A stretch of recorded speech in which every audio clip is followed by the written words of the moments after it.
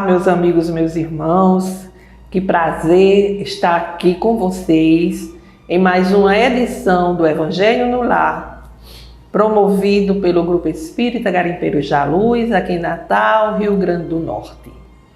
É com muita alegria que retornamos para o nosso encontro semanal, o encontro da família com Jesus. Afinal de contas, o Evangelho no Lar é para reunir a família em torno dos ensinamentos do Cristo. Um momento de reflexão, um momento de leitura, de estudo, um momento exatamente onde nós vamos permitir que Jesus chegue ao nosso lar, venha ao nosso encontro e de preferência que fique conosco.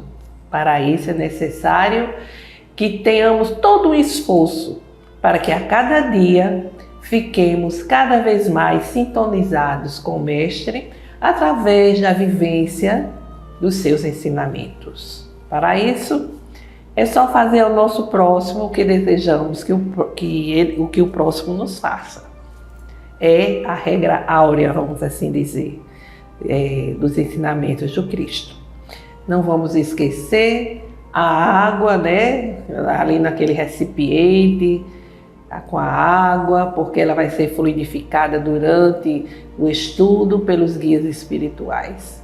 Ao término, essa água deve ser ingerida com muita fé e respeito, porque é um remédio salutar, de renovação das nossas forças, das nossas energias, atuando exatamente nos pontos que necessitam de um reequilíbrio. Então, meus amigos, estejamos conectados com Cristo Jesus. E vamos fazer a nossa leitura preparatória do livro Pão Nosso. Espírito Emmanuel ditou através da psicografia de Chico Xavier. Hoje, a mensagem é a 117. Em família. Aprendam primeiro a exercer piedade para com a sua própria família e a recompensar seus pais, porque isto é bom e agradável diante de Deus. Paulo, na primeira carta a Timóteo, capítulo 5, versículo 4. A luta em família é problema fundamental da redenção do homem na terra.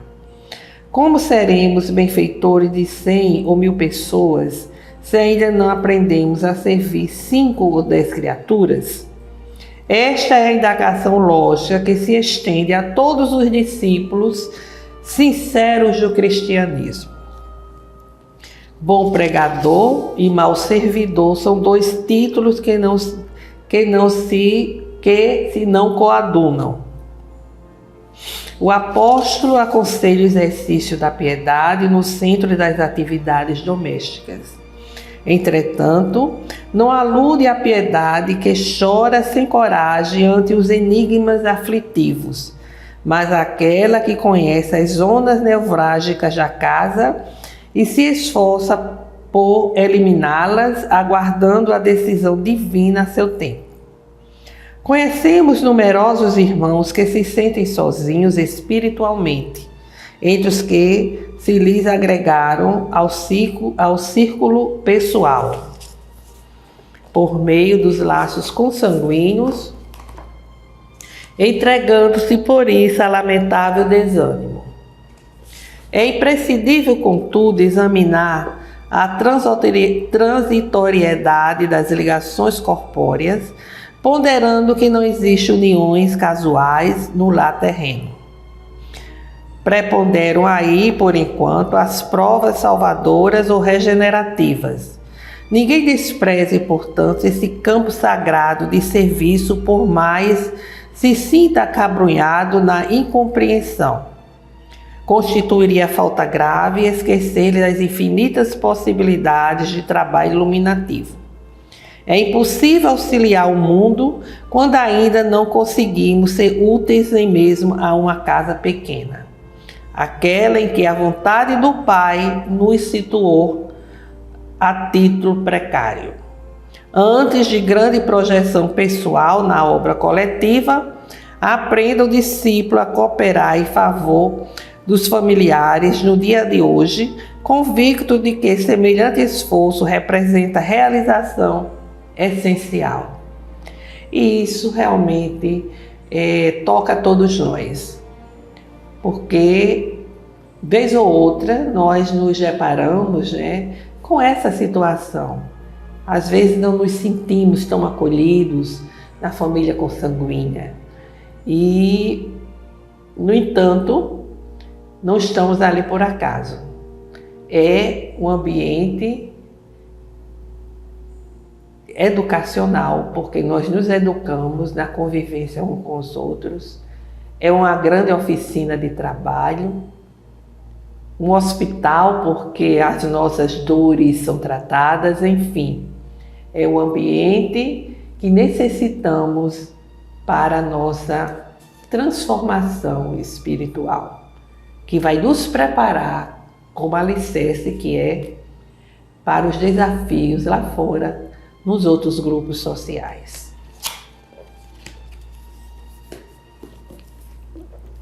Façamos agora a nossa prece inicial, elevando os nossos corações ao alto, procurando nos conectar com as forças do bem. Jesus, Mestre amado e amigo, aqui estamos mais uma vez reunidos em nome de Deus nosso Pai, em vosso nome, buscando reflexões em torno dos vossos ensinamentos. Permiti que aqui estejam os guias espirituais, vossos servidores diretos, que eles possam vir nos ajudar no estudo, nas reflexões que aqui faremos. Fica conosco Jesus agora e sempre. Que assim seja. Bem, meus amigos, dando prosseguimento ao nosso estudo, ao Evangelho no Lar, a partir do livro Florações Evangélicas, de Joana de Ângeles, ditado ao nosso irmão Divaldo Franco. Como já afirmamos anteriormente, ela seleciona pequenos trechos do Evangelho segundo o Espiritismo para elaborar cada capítulo do livro. E hoje, dando continuidade ao capítulo 4, encerrando o capítulo 4, que trata da reencarnação, ninguém pode ver a Deus se não nascer de novo.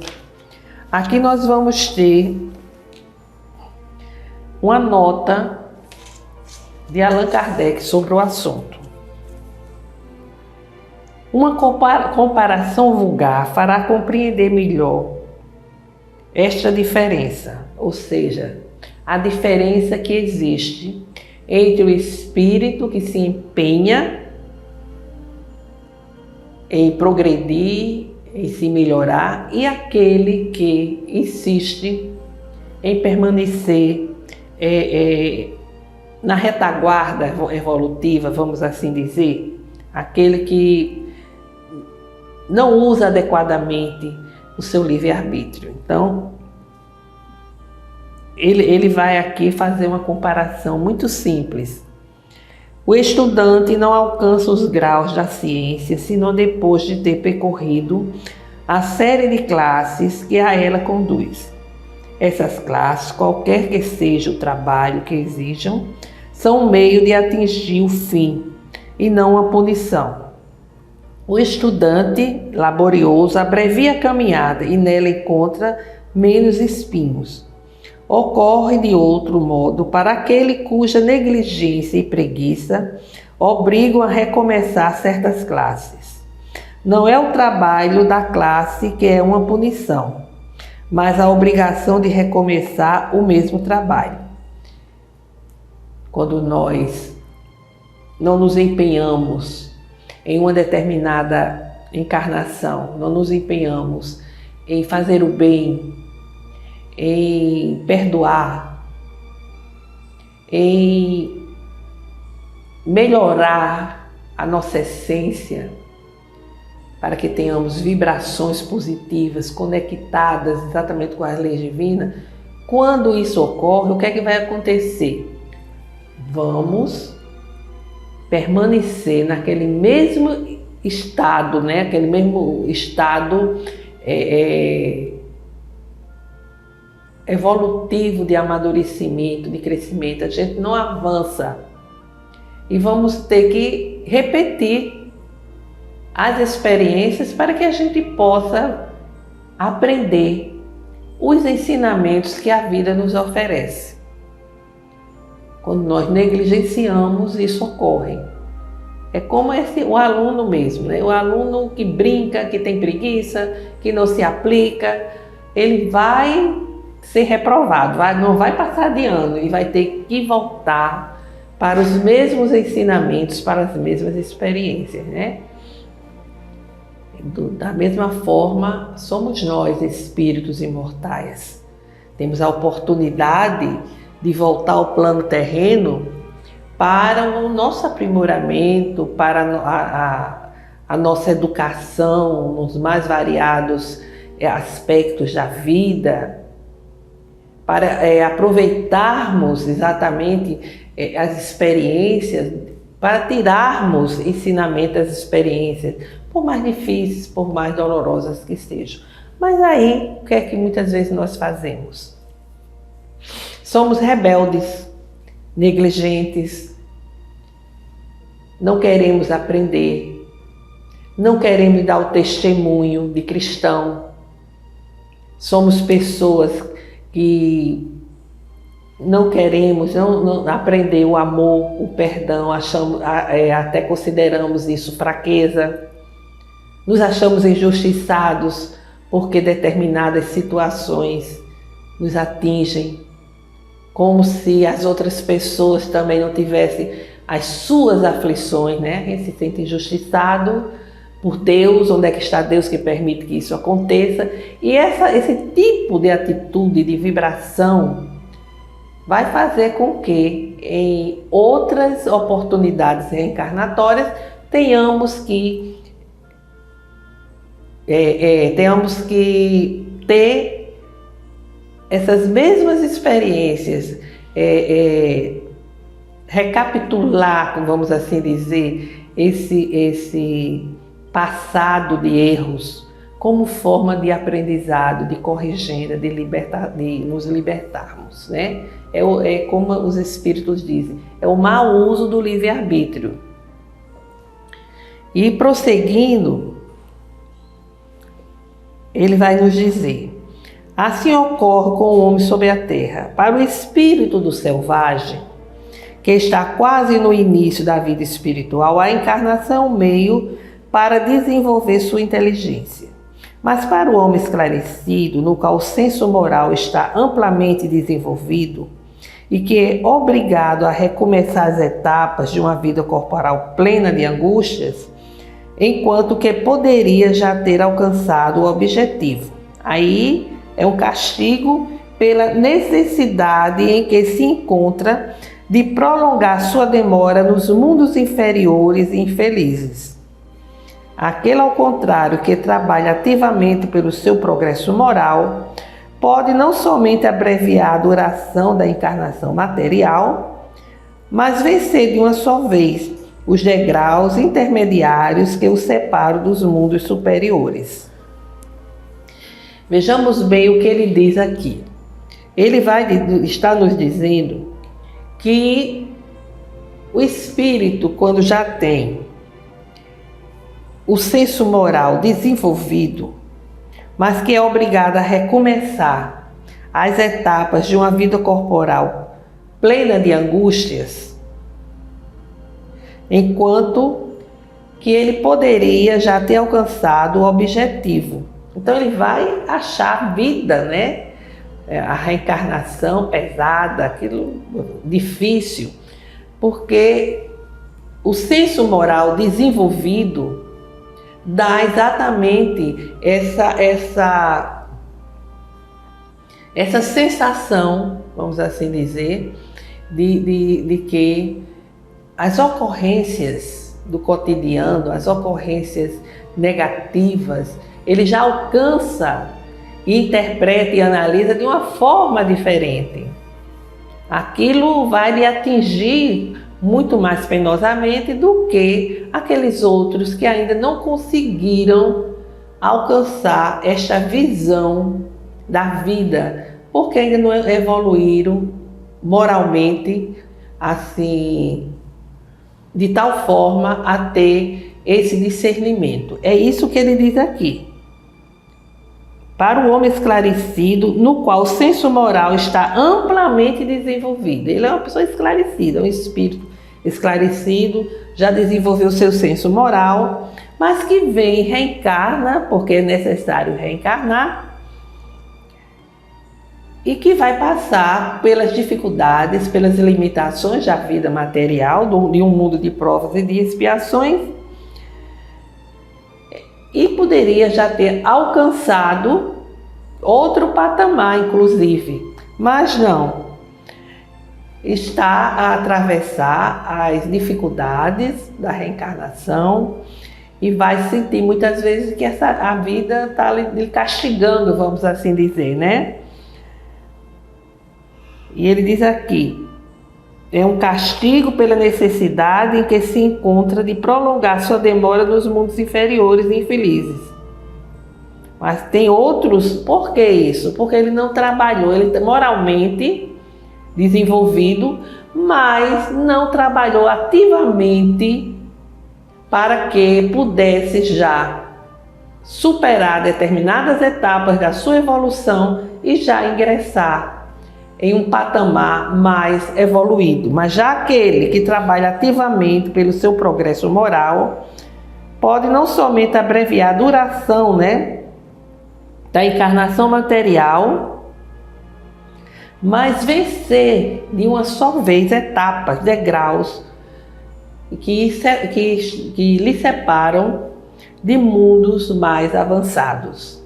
Ou seja, quando se tem já um senso moral desenvolvido, quando já é um espírito que reencarna, que já alcança uma análise mais aprofundada das virtudes, da moral, para esse espírito que está reencarnado, as dificuldades da vida podem representar um castigo,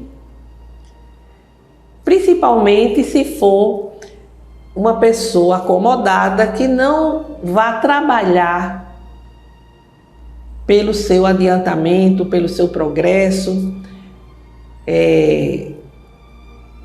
observando as leis divinas, vivendo na solidariedade, na fraternidade.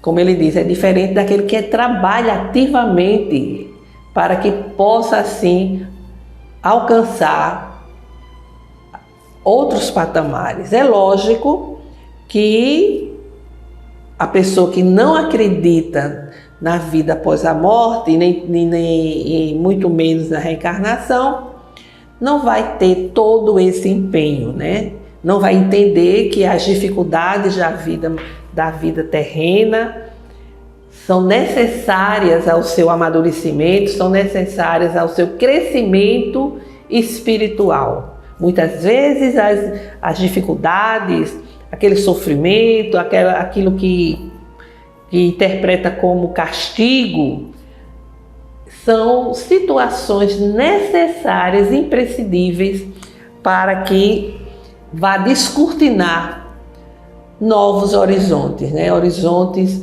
em mundos mais elevados. E prosseguindo, ele afirma: os espíritos não poderiam se encarnar senão uma vez sobre o mesmo globo e cumprir suas diferentes existências em esferas diferentes? Essa opinião só seria admissível se todos os homens estivessem sobre a terra no mesmo nível intelectual e moral. As diferenças que existem entre eles, desde o selvagem ao homem civilizado, mostram os degraus que são chamados a vencer. A encarnação, aliás, deve ter um fim útil. Ora, qual seria o das encarnações efêmeras de crianças que morrem em tenra idade? Elas teriam sofrido sem proveito para elas e para os outros. Deus, cujas leis são soberanamente sábias, não faz nada de inútil. Pela reencarnação sobre o mesmo globo, quis que os mesmos espíritos, encontrando-se de novo em contato, tivessem ocasião de reparar os seus erros recíprocos em razão das suas relações anteriores. Ele quis, por outro lado, assentar os laços de família sobre uma base espiritual e apoiar sobre uma lei natural os princípios de solidariedade, de fraternidade e de igualdade.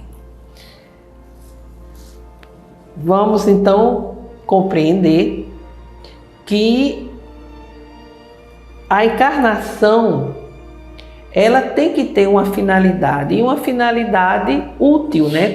Como ele diz aqui, de reunir aqueles espíritos que precisam da convivência para sanarem conflitos anteriores, que ele diz aqui. Reparar os seus erros recíprocos em razão das suas relações anteriores. Então, é essa a finalidade da reencarnação. Porque se fosse encarnar senão uma vez sobre o mesmo globo e cumprir suas diferentes existências em esferas diferentes, não teria lógica. Porque os espíritos, as criaturas humanas, não têm o mesmo nível moral, intelectual e espiritual. E as dificuldades, o sofrimento, eles ocorrem de acordo com a condição de cada um. Cada um de nós está em uma situação evolutiva, em uma situação moral e espiritual que lhe é específica, resultante das suas atitudes, das suas realizações em experiências passadas. Então a reencarnação vai permitir exatamente retornarmos para uma experiência que pode ser difícil, dolorosa, mas que vai nos dar a possibilidade de alcançarmos uma condição espiritual onde as bênçãos nos serão concedidas. Por quê? Pelo nosso esforço, pelo nosso empenho, pela superação das nossas imperfeições. Porque a reencarnação tem esse objetivo: fazer com que retornemos à vida terrena, à vida material, para o aprendizado, para a corrigenda dos erros do passado, porque todas as virtudes estão em germe dentro de nós. Nós temos, como já disse o Espírito, tipo a assinatura de Deus dentro de nós. Nós temos a centelha divina, a essência da perfeição que Deus colocou dentro de cada um de nós. Que isso vai desabrochar à medida em que o nosso esforço pela superação das nossas inferioridades acontecer. Quando as imperfeições forem superadas, as imperfeições forem domadas, vamos assim dizer, o mal que ainda existe dentro de nós for domado pelo nosso próprio esforço, de uma forma assim consciente, porque à medida em que nós vamos superando, vencendo as imperfeições, essa luz vai desabrochando. Mas muitas vezes, por que não dizer na maioria das vezes, é um processo penoso de dor, de sofrimento, em que nós vamos ter que enfrentar a nós mesmos, conscientes de que nada nos acontece por acaso. O sofrimento, ele não erra de endereço. Ele chega como consequência de nós mesmos. E é preciso entender isso para que possamos lapidar o nosso eu, a nossa essência, e assim crescermos em direção da casa do Pai, do reino de Deus, em direção de uma plenitude espiritual, de uma perfeição que nos aguarda. Há um conto hindu que fala sobre a largata que se arrastava lá pelo chão quente da Índia, escaldante, e reclamava que não aguentava mais, que era difícil. E o deus Shiva teve piedade dela e colocou nela uma couraça. E muito tempo depois ele se lembra da largata e quis saber como é que ela estava. E quando lá chegou, lá estava ela se arrastando muito bem, muito satisfeita, né? Porque não estava se queimando mais. Enquanto isso, as suas companheiras tinham se transformado em borboletas. Ou seja, é o sofrimento suportado com resignação, entendendo a sua finalidade, que vai nos fortalecer e nos fazer ingressar nos mundos superiores. E a reencarnação existe para esse aprendizado. E como diz aqui Kardec, nós somos todos alunos nessa grande escola da vida terrena. Os alunos alcançam mais rápido a aprovação para séries mais avançadas, enquanto outros, como a largata, reclama do sofrimento que é ter que estudar, ter que se aprimorar, o trabalho que dá para fazer as tarefas, para fazer os exercícios, né? E vai assim repetindo as experiências, repetindo de ano, se arrastando, né? Muitas vezes achando que está tudo muito bom. Um dia eu completo, um dia eu chego lá, perdendo as oportunidades de usufruir as bênçãos dadivosas que as esferas mais purificadas oferecem aos espíritos que se habilitam a elas. E Joana de Ângeles, sobre esse assunto, ela elaborou o capítulo 15 do livro, e o título é Sem Parar. E nos diz, principalmente a nós espíritas, né? Agora que assumistes compromissos no movimento espíritas que te comove e abraça,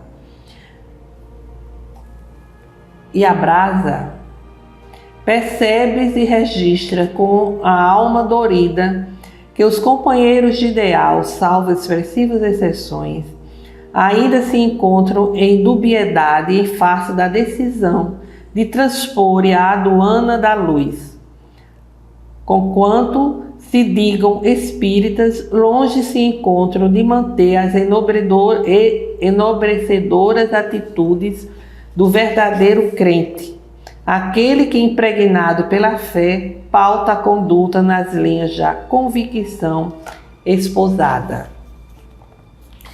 E ela prossegue, falando das atitudes que nós vamos encontrando, dizendo que são homens e prefere continuar sê-los quando poderiam tornar-se cristãos. O Espiritismo é a doutrina do amor por excelência e tem a caridade por meio e meta. Eles sabem disso, mas apenas sabem. Não vivem a vida que dizem saber e crer, por estarem acostumados a outra conduta. Mudaram de conceito religioso, mas não de comportamento moral. Não os estranhe nem os censures, para que não incida nos erros deles. Sensibilizado pelas lições imortalistas que estudas, vive-as cordialmente, sejam quais forem as circunstâncias. Diante dessa comovedora realidade, refugia-te nele e compreende, integrando-se no Evangelho restaurado, a necessidade de viver pelo exemplo e espiritismo que o descerra para ti. E não olhes para trás, não reclames, não te ofendas quando acusado, nem te justifiques. Ama e serve sem parar. É a reflexão que ela apresenta com relação a esse trecho do Evangelho segundo o Espiritismo. Então, meus amigos, meus irmãos, ficam as nossas reflexões e façamos agora as nossas vibrações, elevando todo o sentimento de amor, de perdão, de fé, saúde e esperança, no desejo de que ondas vibratórias alcancem a todos nós, necessitados que somos. Senhor Deus Pai, aqui rogamos, Senhor, pela paz entre as nações, pelo entendimento em nosso país, para que os governantes trabalhem pela justiça social, pelo fortalecimento da doutrina espírita, para que ela permaneça sintonizada com os ensinamentos de codificação e o Evangelho do Cristo. Por todos aqueles que não sintonizam conosco, para que haja perdão e concórdia. Por todos os enfermos, aqueles que estão nos hospitais, nos abrigos, nas casas de repouso, nas ruas ou em seus lares, para que encontrem o lenitivo para as suas dores e, se possível, a cura. Por todas as famílias, para que o Evangelho do Cristo chegue aos lares, levando harmonia aos corações. Façamos uma breve pausa para que cada um faça as suas rogativas.